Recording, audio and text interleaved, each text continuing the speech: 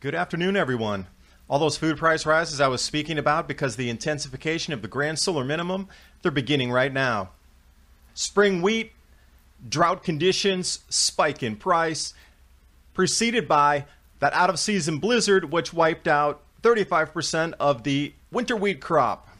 This time it's drought conditions over the Dakotas and other spring wheat growing areas of the U.S. Also, lean hog futures are up, cattle prices are up, wheat prices are up, fruit prices are up, and almost everything you buy from this point forward is going to be up in price. Welcome to the food price rises for the grand solar minimum. And while you're watching the video, please remember to subscribe to Adapt 2030.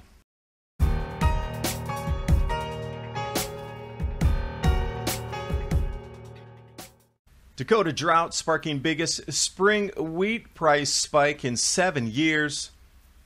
It's the hard red wheat, that kind of stuff that we make pastas and pizza crust out of. Close up in here, spring wheat futures. Now that 7% rise was just yesterday, but when we look from the beginning of May until now, that's a 30% rise. Of course, your food prices are going to increase. And then we look into lean hog futures, up as well. Anything pork that you would buy. And in addition to this, Canadian sowings fall short as well, downgrading the estimates for the grain. This is all because of a drought over that particular area. High pressure system just not letting any rainfall in there. Intertropical convergence zones shifting into the mini ice age would definitely have some effect on these weather patterns. Now, the smallest amount of wheat area to be grown since 1919 doesn't really help anything either. Down 5.7 million acres, or 13% less than the previous year. As well as all wheat harvested area is going to be down 4.9 million acres, or 11% of the entire total of the U.S. production. Now, coming back to Canada, this is incredibly important. This is a small example of what's about to happen globally. Because Canada is also plagued by dryness. They had really wet fields in the beginning of the year. They couldn't get the crops in the ground. Now we're coming up and they're eyeing a smaller crop in Canada. So that next paragraph, millers will import wheat outside of Canada if they cannot buy locally from U.S. farmers. Well, as it's stacking up right now, they're not going to be able to buy from the U.S. farmers. So, where are they going to reach out to fulfill their needs? It's a specific type of wheat that ends up in the supermarkets or in restaurants. If they're going to jump over to France, good luck. France has been decimated on their wheat production as well. Too wet. So now we start to play this game of who can supply who, and how much is it going to cost to get it across the ocean, and what's the price increase going to be just for the transportation, added into the price of the commodities increasing as well.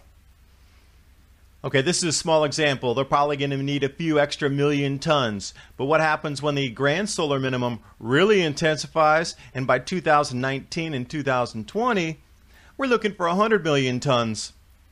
And nobody can supply it. At that point, game changer. Societal reset button, economic collapse, and food shortages. It's already starting to happen. These are the first increases in food prices brought on by the grand solar minimum. And what I mean by that is out-of-season weather patterns that are going to start to destroy crops or delay planting. Just as happened on May 1st.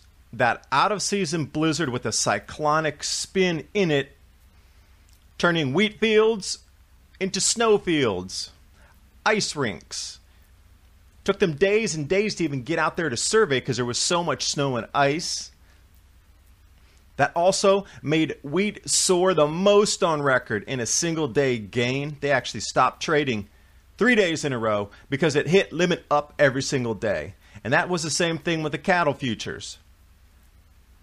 Now, overall, Kansas is looking, once they tally the winter wheat, at minimum a 35% loss. And when we turn that into actual numbers of physical product, that dropped from 467 million bushels down to 304 million. That is a gargantuan drop. I know there's extra in the silos at this point, but they're going to be digging into that. And what if it happens next year? They're going to dig into the silos again. And we'll just rinse and repeat until those silos are empty. And then you're going to see what they witnessed in the 1600s and the 1300s when there was a lack of food and unreliable growing seasons. That huge drop in winter wheat was the signal. That was the shot across the bow. And now we have a second instance going on with the spring wheat. I encourage you to talk to Bob Kudla over at Trade Genius, tradegenius.co/adapt2030. He and I are talking about the same things, and he and his team are trading on the grand solar minimum losses. Thanks for watching. Hope you got something out of the video.